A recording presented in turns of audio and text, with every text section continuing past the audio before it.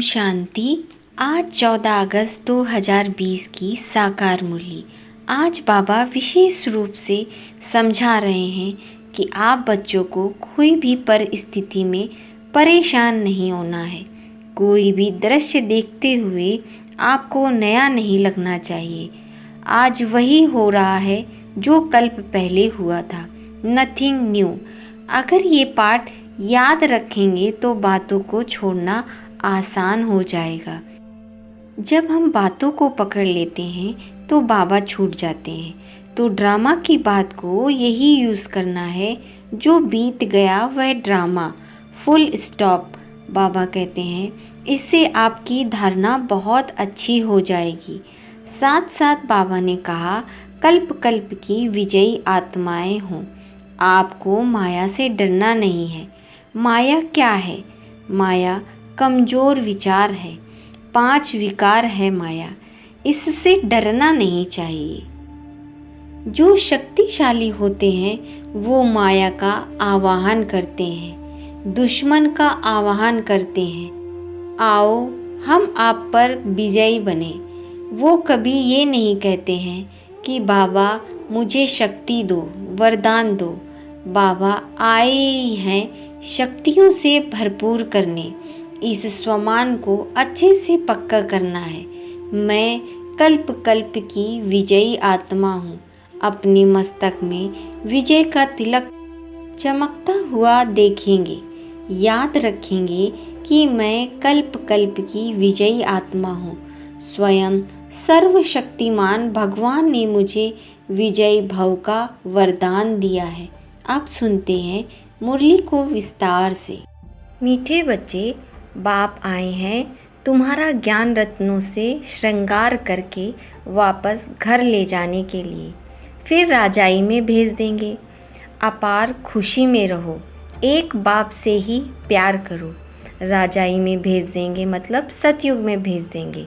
इस बात की हमें बहुत खुशी होनी चाहिए और एक बाप से ही प्यार करना चाहिए।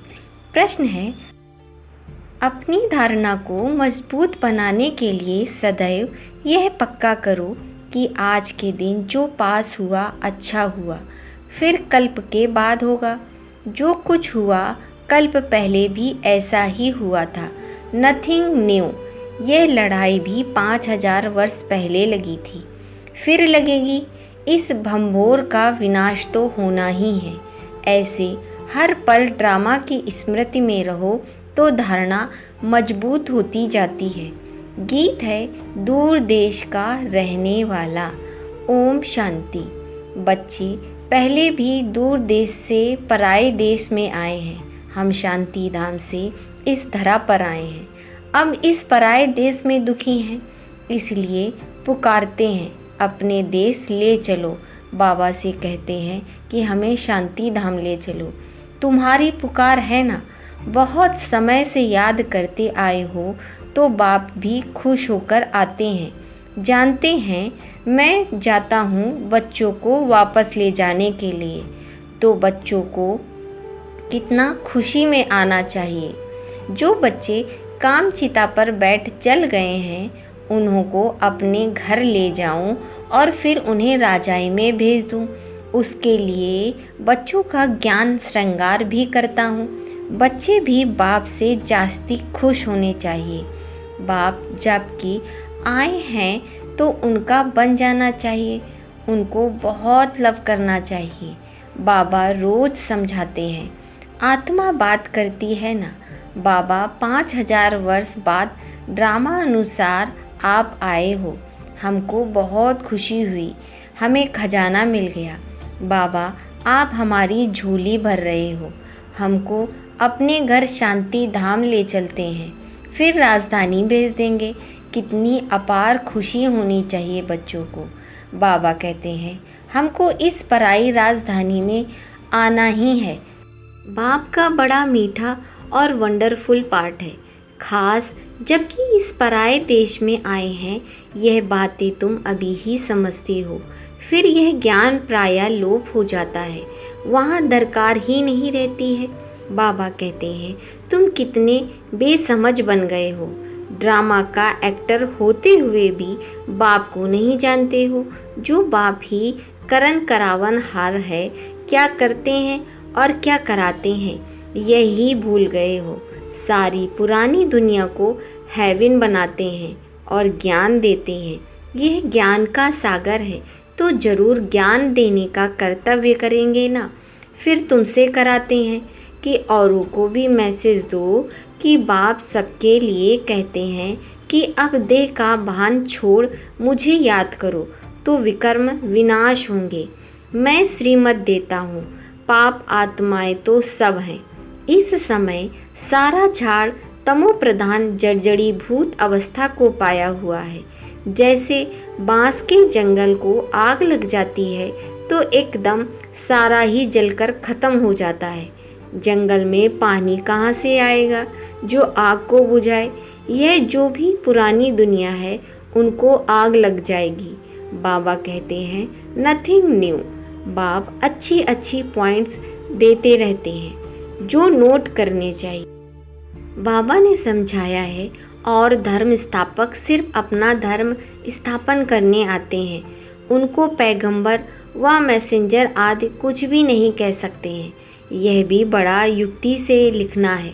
शिव बाबा बच्चों को समझा रहे हैं। बच्चे तो सब हैं, ऑल ब्रदर्स। तो हर एक चित्र में, हर एक लिखित में यह जरूर लिखना है। शिव बाबा ऐसे समझाते हैं। बाबा कहते हैं बच्चे, मैं आकर सतयुगी आदि सनातन देवी देवता धर्म की स्थापना करता हूँ, जिसमें 100% सुख शांति पवित्रता सब है। इसलिए उनको हेवन कहा जाता है।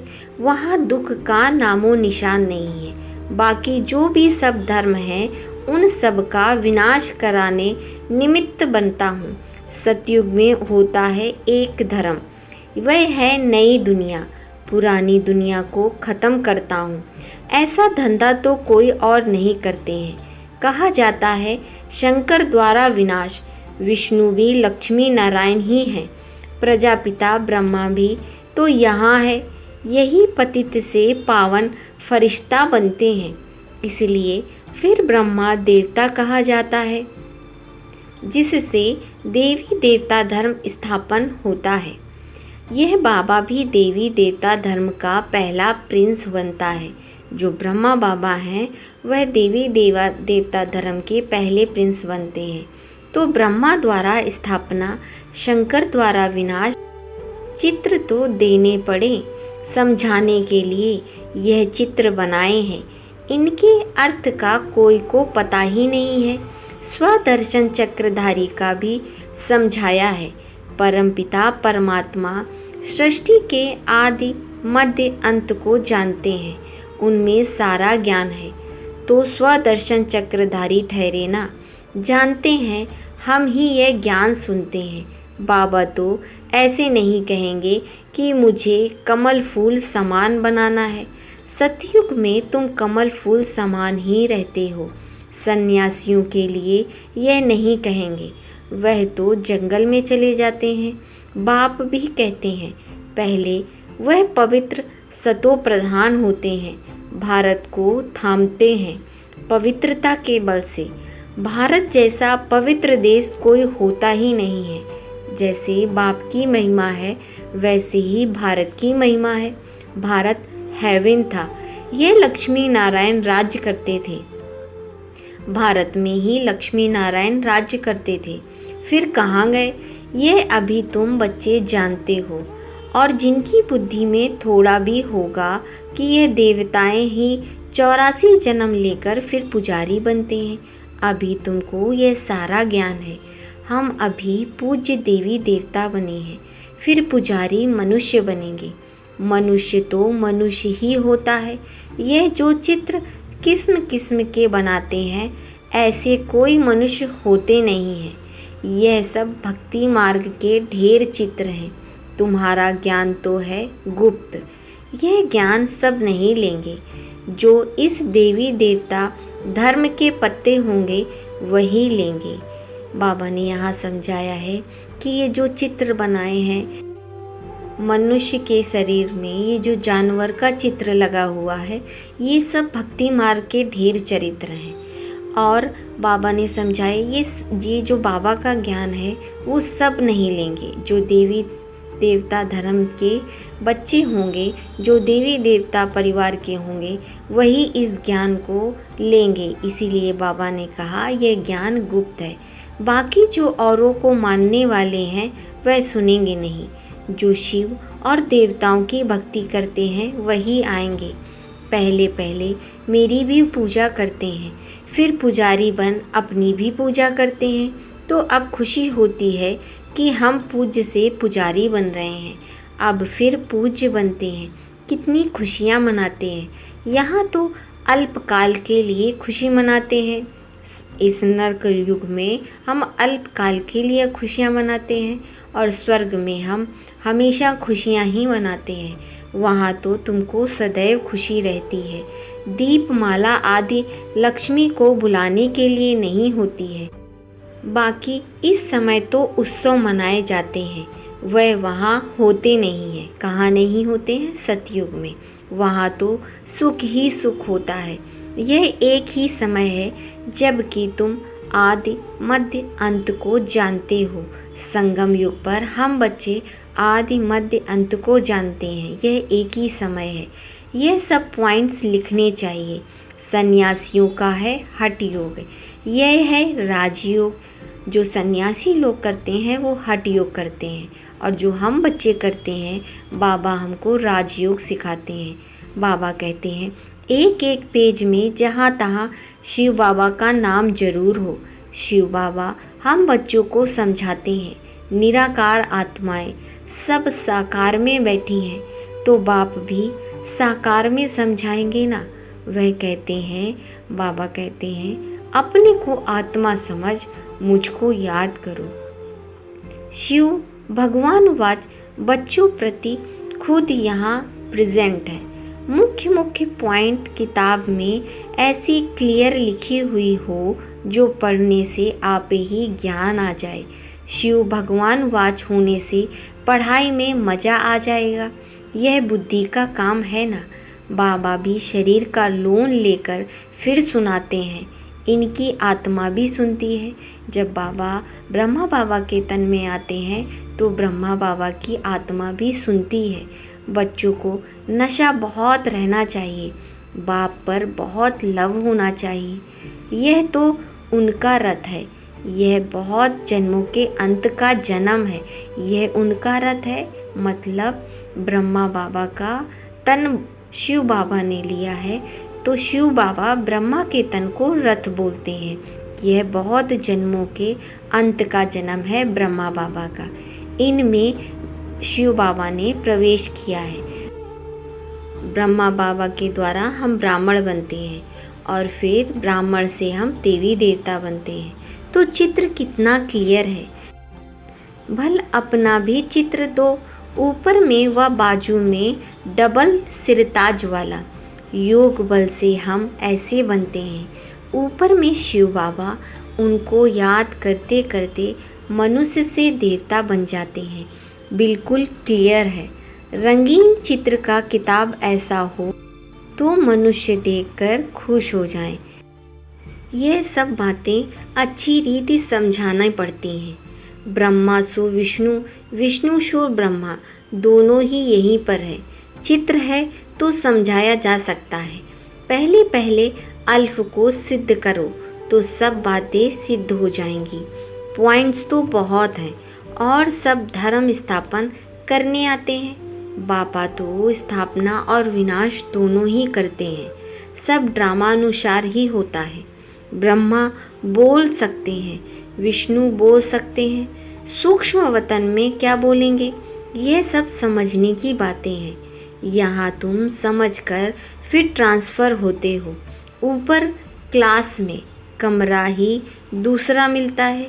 मूल वतन में कोई बैठ तो नहीं सकता है, फिर वहाँ से नंबरवार आना ही होता है।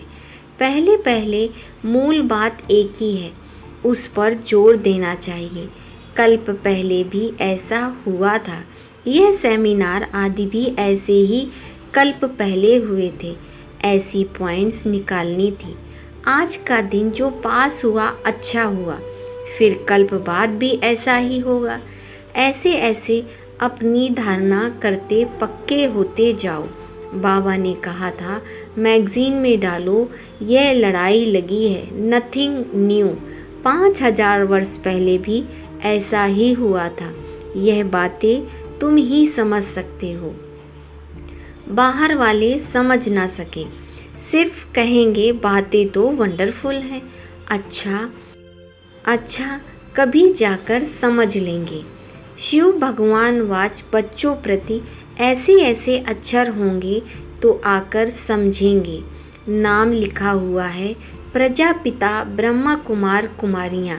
प्रजापिता ब्रह्मा से ही ब्राह्मण रचते हैं। ब्राह्मण देवी देवता नमा कहते हैं ना। कौन से ब्राह्मण? तुम ब्राह्मणों को भी समझा सकते हो। ब्रह्मा के बच्चे कौन हैं? प्रजापिता ब्रह्मा के इतने बच्चे हैं तो जरूर यहाँ अडॉप्ट किए हैं।